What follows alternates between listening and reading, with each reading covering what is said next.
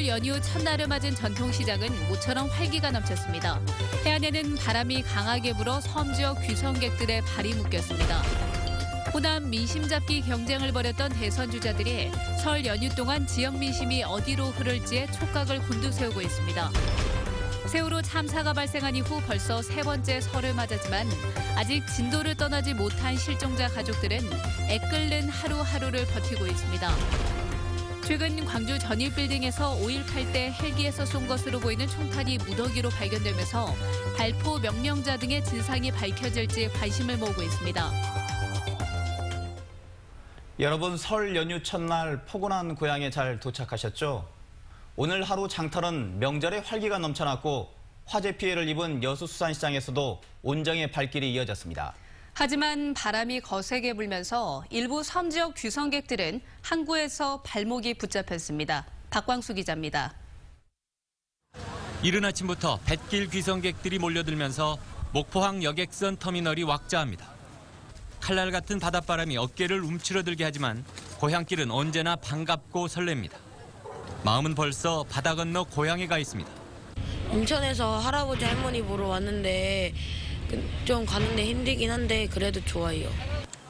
하지만 쉽게 길을 열어주지 않은 겨울바다. 기상이 악화되면서 흑산도와 홍도 등 5개 항로 9척의 여객선 운항이 중단돼 귀성객들의 발목을 잡았습니다. 설 차례상을 준비하는 시민들로 전통시장은 모처럼 활기가 넘쳐났습니다. 장바구니 물가는 껑충 뛰었지만 가족과 함께 새해를 시작하는 들뜬 마음이 시장 안에 웃음꽃을 피웠습니다. 서민들은 얄팍해진 지갑을 기꺼이 열었고 상인들은 고마운 마음을 덤으로 얹었습니다.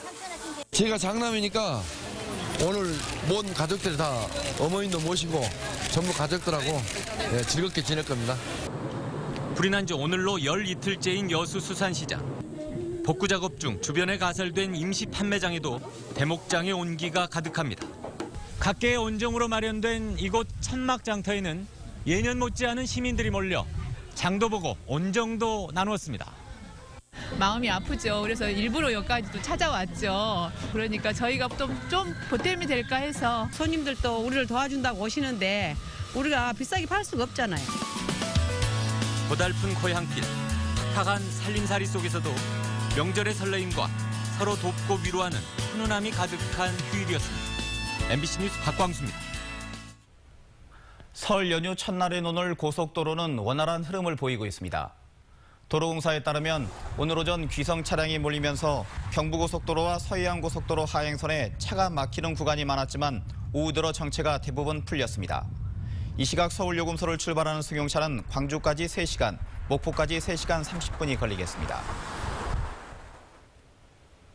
설 연휴를 맞은 시민들은 서둘러 성묘를 하거나 문화행사를 즐기며 휴일을 보냈습니다. 전통 놀이마당에 열린 시립민속박물관과 국립광주박물관에는 가족 나들이객들이 찾아와 윷놀이와 연날리기 등 전통 놀이를 즐겼습니다. 공원묘지에는 설 당일 혼잡을 피해서 하루 일찍 조상을 찾은 성묘객들의 발길이 이어졌습니다. 윤장현 광주시장은 망월동에 안장된 고 백남기 농민과 위르겐 힌츠페터를 찾아 참배하고 성묘객들과 인사를 나눴습니다. 설 연휴를 앞두고 최근 호남 민심을 잡기 위해 대선 주자들의 호남행이 잇따랐습니다.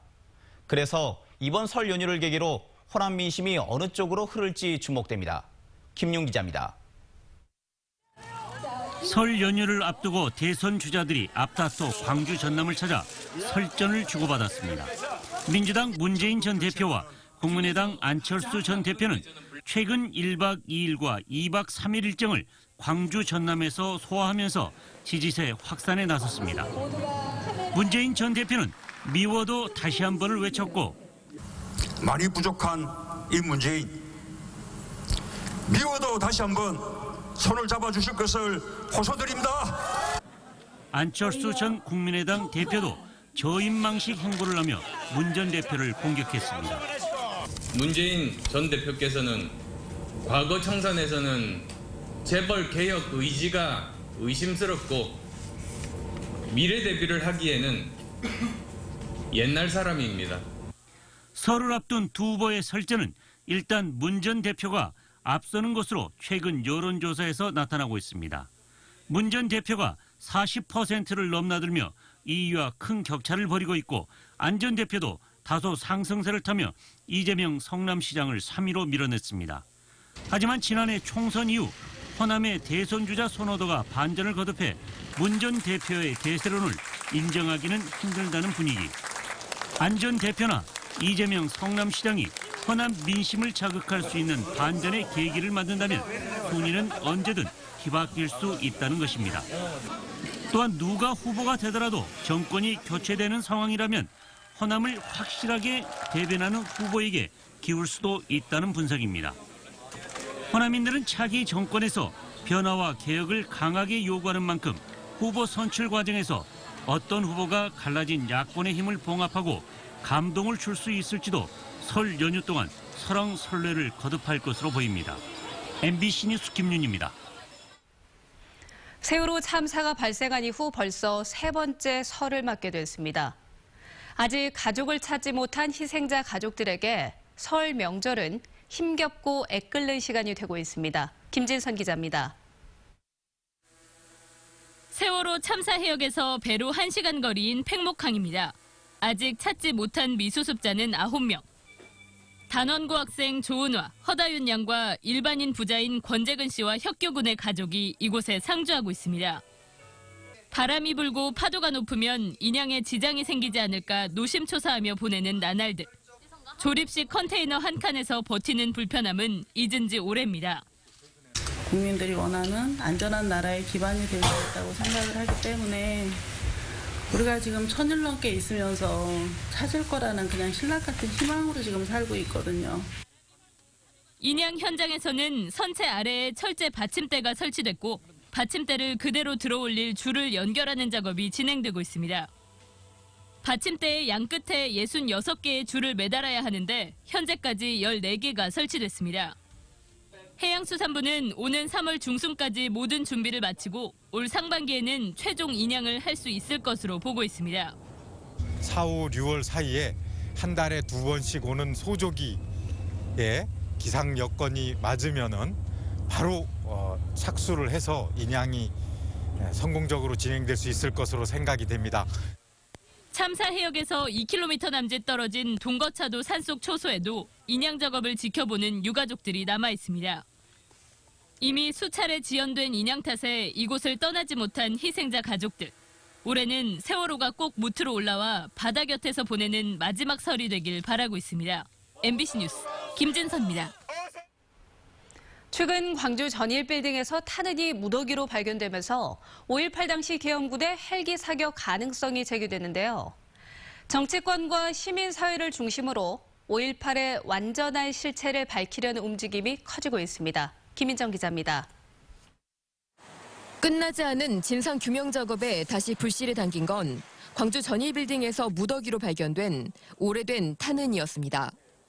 그동안 시민들의 증언으로만 남아있던 계엄군의 헬기 사격 가능성이 정부 기관을 통해 공식 인정되며 지금껏 군이 말하지 않았던 진실을 밝혀야 한다는 여론이 일었습니다.